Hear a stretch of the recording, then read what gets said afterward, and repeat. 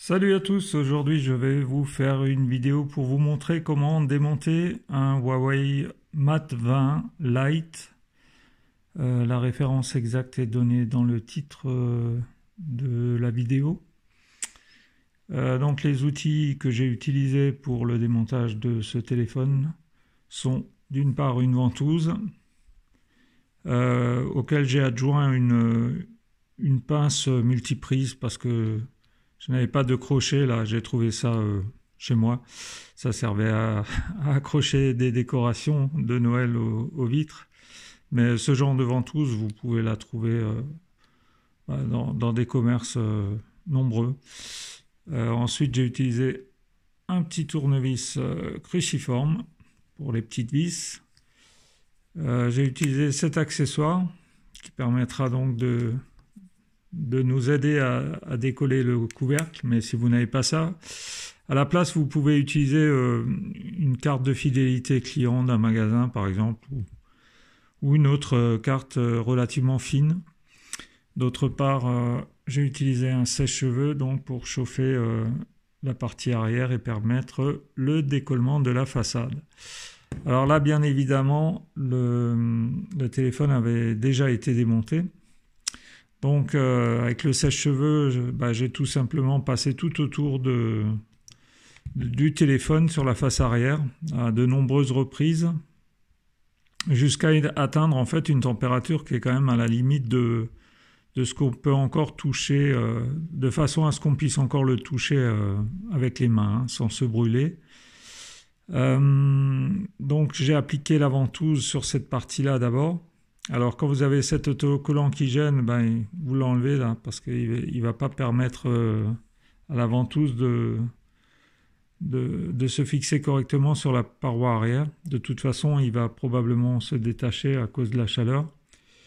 Et donc, une fois que vous avez retiré cet autocollant sur lequel se trouve le numéro email du téléphone, gardez-le quand même précieusement de côté, dans la coque par exemple, dans l'étui de votre téléphone.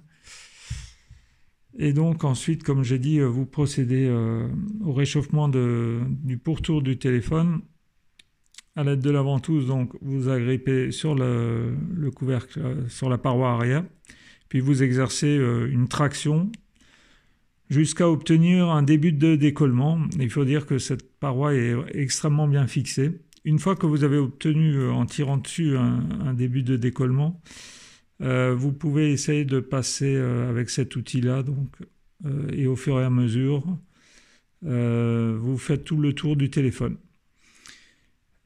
Si vous n'y arrivez pas du premier coup, c'est pas grave, vous recommencez à rechauffer, puis voilà, il faudra peut-être s'y reprendre à plusieurs fois. Il m'a fallu quand même 5-10 minutes, je crois, pour décoller la paroi. Je suis tout à fait amateur, je suis pas un professionnel. Une fois que donc vous avez décollé la paroi, vous pouvez retirer donc la ventouse et délicatement vous ouvrez la paroi et vous allez découvrir ceci.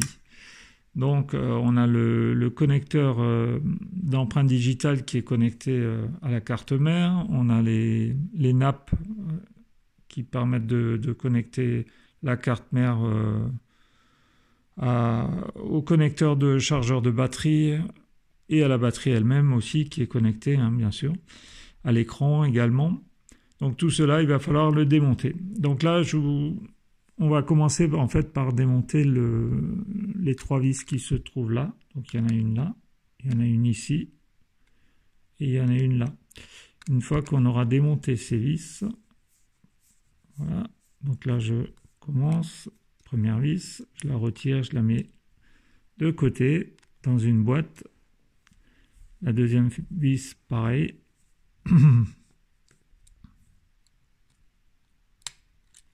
Voilà, donc là,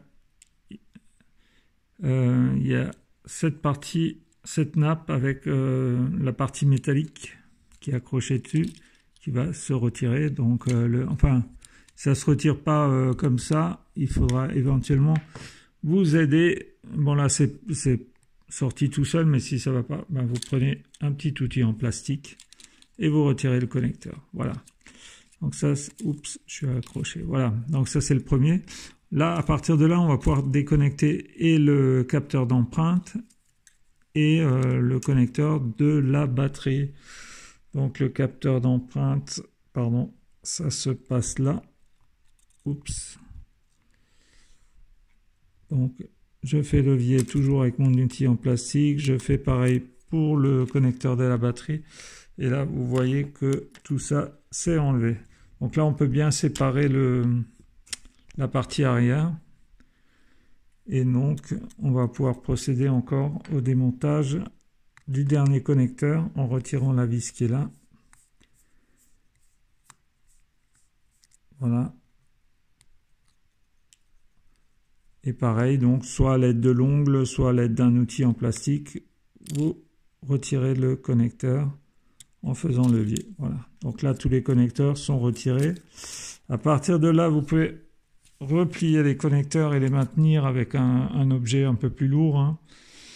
Et donc, on pourrait procéder au remplacement de la batterie. Ce que j'ai fait, en fait, sur ce téléphone. Donc, pareil, pour enlever la batterie, alors soit vous utilisez de l'alcool isopropylique que vous injectez là, dans les rainures,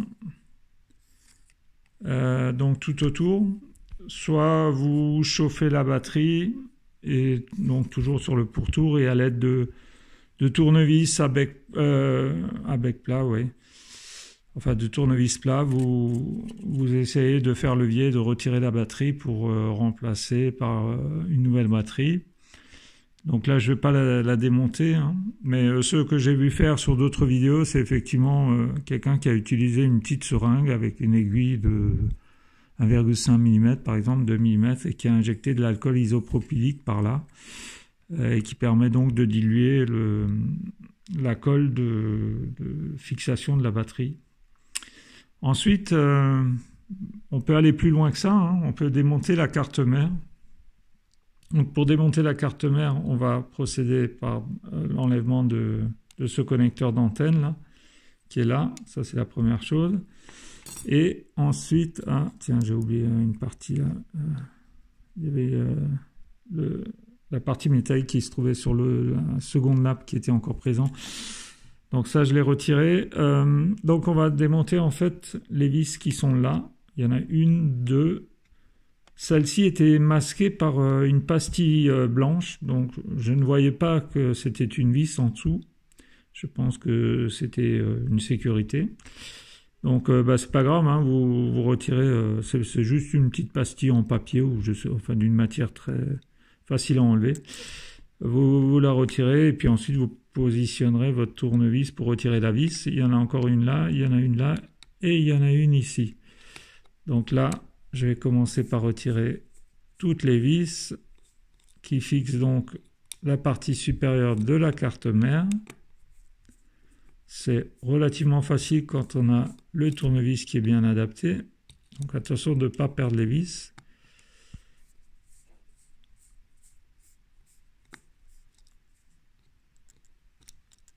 Donc c'est des tournevis d'horloger, hein, de précision si vous préférez. Qu'il faut utiliser, et donc de type cruciforme comme je l'ai déjà dit. Donc on retire toutes les vis.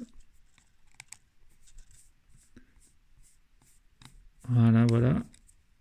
Donc là, je crois que j'ai retiré la dernière vis de fixation. Hop. Et ensuite, je vais utiliser un tournevis plat pour essayer de faire levier et de retirer donc la partie, enfin la carte mère en fait du téléphone. Voilà. Donc là, vous voyez, ça commence à venir. Alors, c'est pas facile de filmer et de faire en même temps. Je suis tout seul. Ah, zut, j'avais oublié de retirer une vis qui se situe là, j'avais pas vu ça. Donc il faut faire bien attention de bien retirer toutes les vis, forcément, sinon ça ne va pas. Et vous voyez que là, la carte mère se retire extrêmement facilement. Voilà, donc là je vais pouvoir récupérer ma vis. Attention, donc là, vous voyez que il y a de la pâte thermique, là, la pâte rose. Donc l'idéal, c'est que quand on remettra une nouvelle carte mère, il faudra remettre de la pâte thermique pour permettre donc la dissipation de la chaleur. Voilà, voilà. Alors là, on en est à la partie de retrait de la carte mère complète, hein, y compris la caméra. Donc probablement qu'il faudra retirer d'autres modules encore, si l'on veut remplacer que la carte mère, parce que je ne pense pas qu'une nouvelle carte mère soit livrée avec la partie caméra. Donc je ferai une nouvelle vidéo pour vous montrer comment désosser la caméra de la carte mère. Merci à vous. Ciao, ciao.